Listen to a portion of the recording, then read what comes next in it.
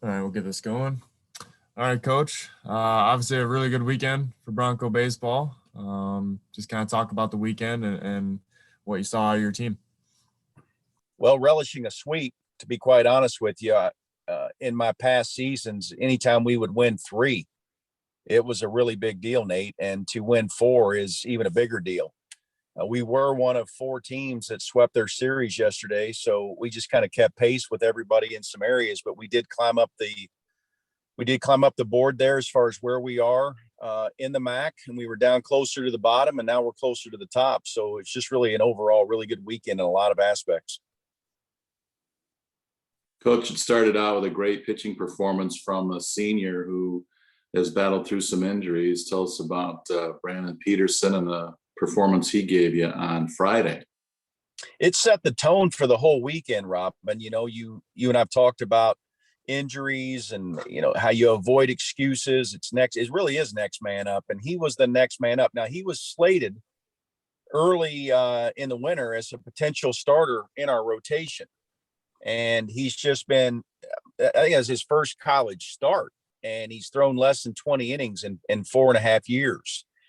And the potential has always been there. It's just been trying to keep him healthy. He's just plagued with arm injuries. I mean, he had Tommy John a few years ago and had only thrown 7 innings and was on 7 days rest and injured himself pre-inning throwing his pitches. So it's just been a complicated issue.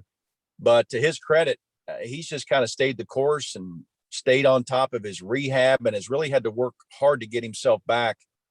And he set the tone for us Friday with with Sikorsky not sure whether he was going to go again for the 3rd weekend in a row. We needed that from Brandon. And as a coach, you love when those upperclassmen, especially seniors, step up for your team and lead the way. And he did that for sure. So going forward, how do you see your starting rotation setting up? You'd like to have one set up for the whole season, but that's kind of hard to do, I guess. But what do you think? Yesterday we didn't know if Sikorsky was going to go, and in honor of Easter, my wife told me to put innings on paper inside of plastic eggs and have the guys draw one out of a basket.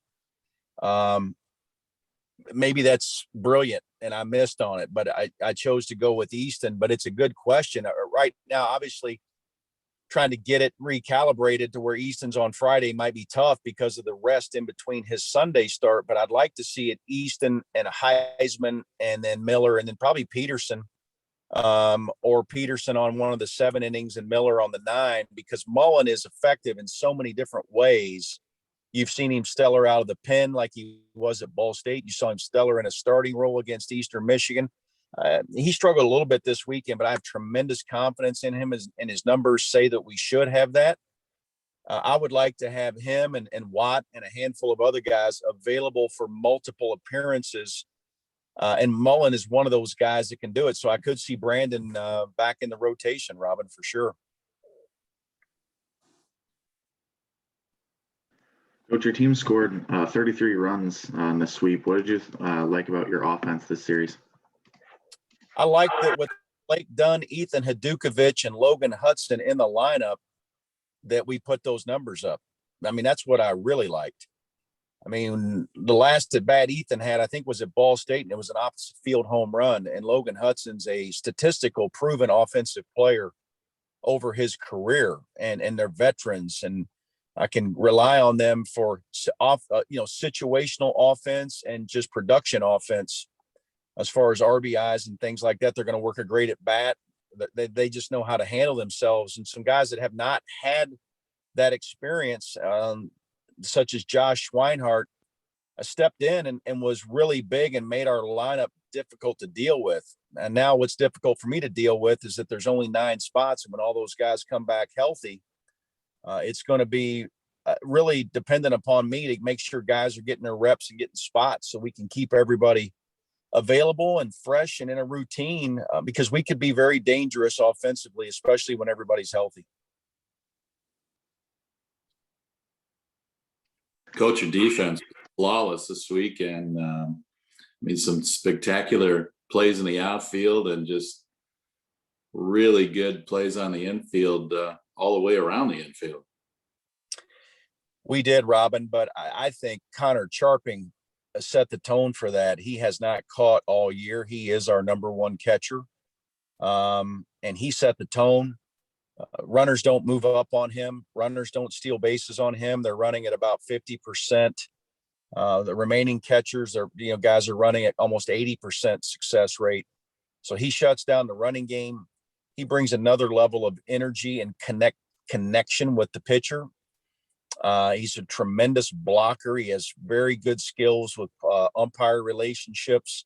He's an outstanding framer of pitches. He gets more strikes for us. I thought that really set the tone defensively, but you got to watch our infield do its thing, and then you got to see our defense do its thing. And even with Charping in center field, Robin, that catch he made in left center yesterday when we gave him a day off from behind the plate, I don't know that many guys make that catch other than a couple of guys on our team like him and Blake Dunn and maybe Will Morrison. So the defense was stingy, and I'm enjoying watching our fielding percentage creep up and up and up each weekend.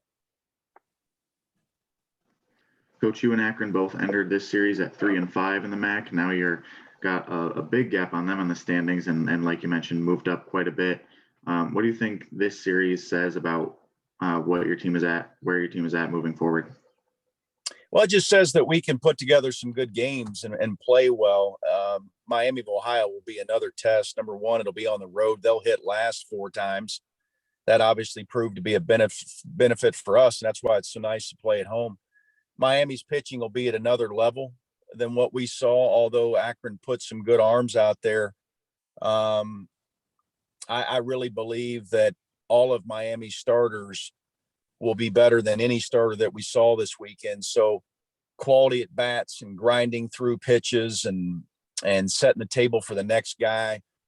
And just having good quality at bats will be critical. And then we're going to need to be extremely successful in offensive execution, hit and runs, runner in motion, sack bunts, safeties, whatever we need to do. And then we're going to need to play great defense, and we're going to need to get good pitching, because now we're playing the first place team instead of the last place team. But it's momentum, Colin. It's energy. It's confidence. We've won 5 of our last 6 games. So a lot of good things going on here.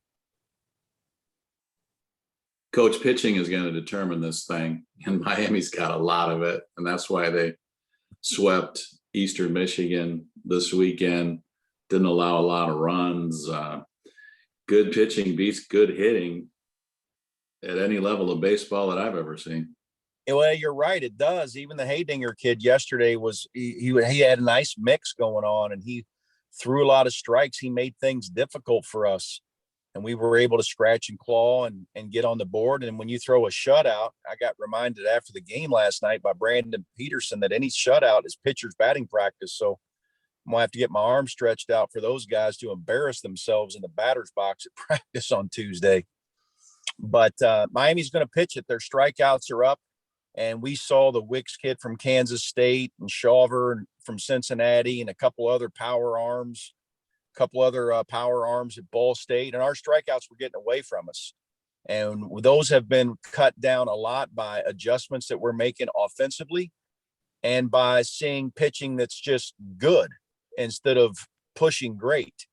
So hopefully the confidence that we have now will help us manage the next level of pitching that we're going to see at Miami. And I expect us to do well against this. It's not that we only have to deal with their pitching. They've got to deal with our offense, and they could counteract one another. While we're talking about the importance of pitching, even in the shutout yesterday, your team gave up 8 walks after allowing just 4 over the first 3 games combined. How important is it to control the strike zone? Well, we did give up 8 walks, but Easton Sikorsky gave up 1 in the first 5 innings. And those walks came from the bullpen. And that's why those guys find themselves in the back of the bullpen. That's why those guys got pulled out after walking somebody. And it was just going to be, I was going to go until I found someone to throw strikes, and Dane Armbruster did that. So that's uncharacteristic to have that many walks. But the key was that Easton was 5 innings, 6 strikeouts, and 1 walk. That kept the game close. But rarely will you walk 8 in a game, especially 6 or 7 in the last 3 innings, and not give up a run. So we dodged a few landmines in that area, but that's not that common for us to walk that many people in one game. So it is important to throw strikes. But Brandon Peterson walked one guy in 9 innings, and Brady Miller walked nobody, and Jack Heisman walked 1 or 2, and Easton Sikorsky walked 1, and that's where my focus is more than the 7 or 6 that got away from us in the back of our pen. Coach, you got a freshman that you put in there to play left field, Josh Schweinhart, and he had a bunch of hits for you and played pretty well out there in left field. And that was an interesting story in the second game on Saturday when he delivered the walk-off infield single for a win. And then moments later, his sister won the softball game with a home run for the Broncos in walk-off fashion. That's pretty unusual. Well, I feel bad for Josh because he had an infield single to win it, what was huge, but his sister's home run landed in our stadium. So she was probably giving him the business that night. But there's some pedigree in that family going back to their mother, Wendy, who was a really good softball player here for Coach Litke, or actually played for Coach Litke, I think at Lake Michigan Community College. But nevertheless, there is great history in their offensive ability. And we thought that Josh would have some offensive prowess when he got here. Last year, everything got cut short. This year, the rosters are expanded and people returned. We've been struggling to find a position for Josh defensively, third and first. And so we've been working him out in left field just with Ethan Hadukovic and Blake Dunn being out and Charping possibly going to catch. And I'm glad that we did that. And he was more than serviceable out there, and he's got a bright future. He's still going to have to compete with a proven fifth-year player in Ethan Hadukovic and when Blake Dunn returns. But, you know, I don't think I have forgotten what that kid did and what he can do for us and what he could possibly do for us in his future. Speaking of those 3 injured regulars, when do you expect to have them back? Would you have anybody ready for this weekend? Well, Ethan was mobile enough yesterday that when O'Keefe had a little bit of a hamstring strain and he said he could go, and just to not let it get away, I pulled him because Ethan said that he could play first base defensively, that he thought he could hit, but he just said he couldn't really sprint at 100%. He also told me that he was about at 90%. I'm just being really careful with him, Robin, so I don't have to drag these injuries through the rest of the season. I think Ethan will be good to go for Miami of Ohio. Logan Hudson, I'm not sure. His hamstring is bothering him a little bit more than we originally thought. Easton Sikorsky was good. He had a little bit of a tweak. He said, I took him out after 5 at 70 pitches. That was the first time he had thrown in 3 weeks in Cincinnati. And he had really set the tone for us and got more than I expected. We got a great start from him. And then Blake is getting evaluated this week by the hand surgeon. And I think he might start some light cage work with some light bats and maybe some fungo swings, and he'll be day-to-day, Robin, for probably the next 2 or 3 weeks. I would love to see him back for the Bowling Green series, but it's going to be, you know, up to the doctor and to Blake. And that's about the best to know, but I expect to see Ethan back for sure. Hudson will be day-to-day. I think O'Keefe will be fine. So we're getting close. Yeah, I want to be there when you write the lineup when everybody's available. I might be calling and asking for help to write the lineup, be honest with you. Oh, don't tempt me. I'd like to put 11 guys in there. Just go a softball lineup, and we'll go 9 with an extra hitter.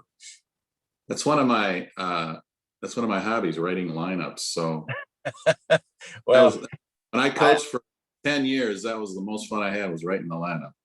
Yeah, I do it myself. It's fun. And this is about as complicated as it's been. I have confidence in more than 9 hitters. I never had a catcher though that could play center field. That kid, Connor Charping, is amazing, and he's a really good player. And to be able to catch and play center field, that's unheard of.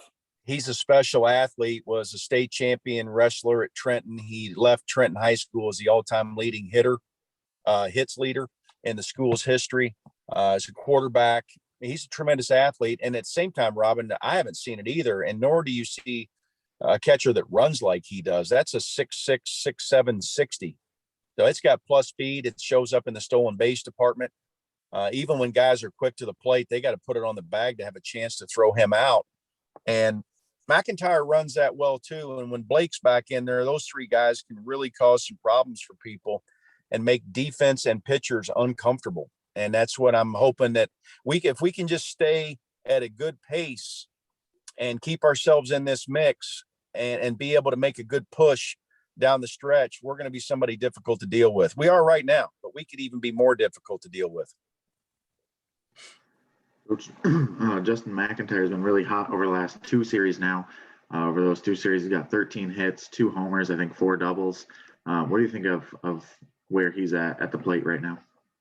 Well, early in the year, Colin, this guy was just hitting atom balls everywhere at Kansas State. He was lining out over and over, getting extremely frustrated.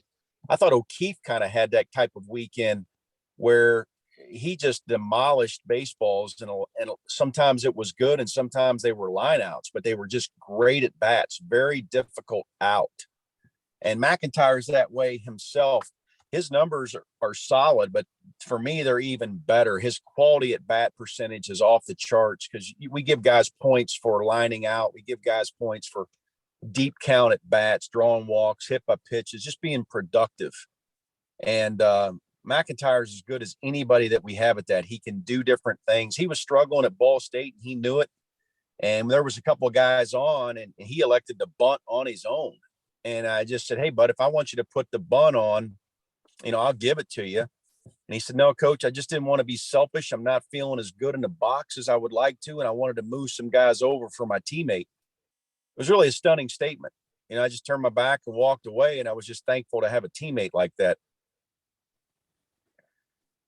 Coach Derek Holland brought the championship belts to the Detroit Tiger locker room. I don't know if you've seen that, but the pitcher of the game and the hitter of the game, they get a championship belt. You guys have a unique award. The helmet, where did that all come from? Who started that?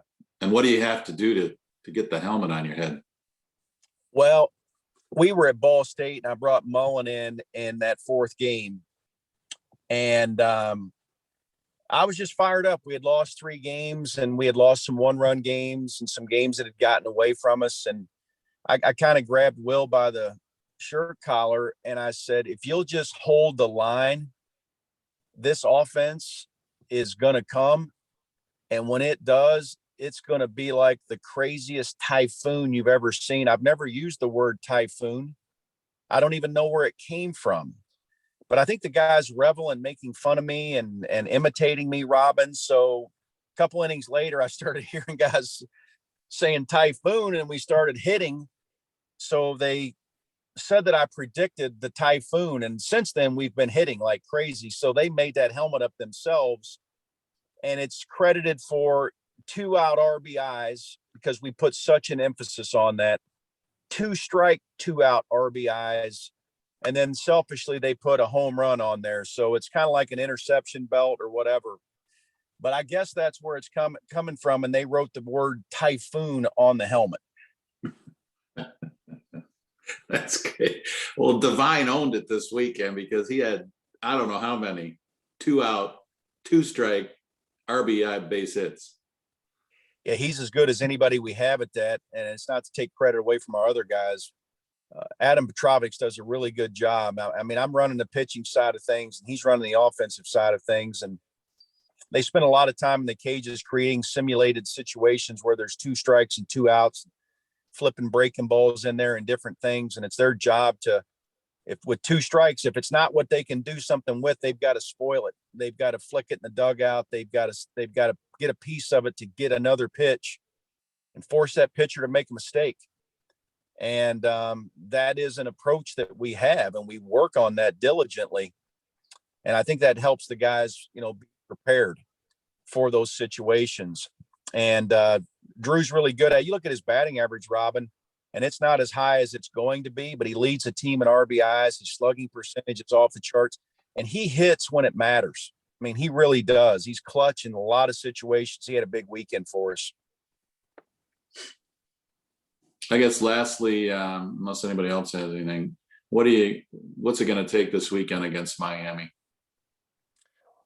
I think we're going to need to play really good baseball. You saw a really ugly win in game 3 against Akron. And I never make apologies for wins, but I did go through with the team yesterday.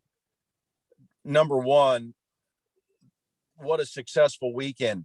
But it's my job to keep them hungry and to keep them motivated and to be demanding without being demeaning and point out areas that we have to do. I mean, if I told our guys, if you don't want to strive to be perfect, which we may not get there, then we're not going to win this thing. But we have to address some of the base running snafus that we have. We have to address some of the failed bunts.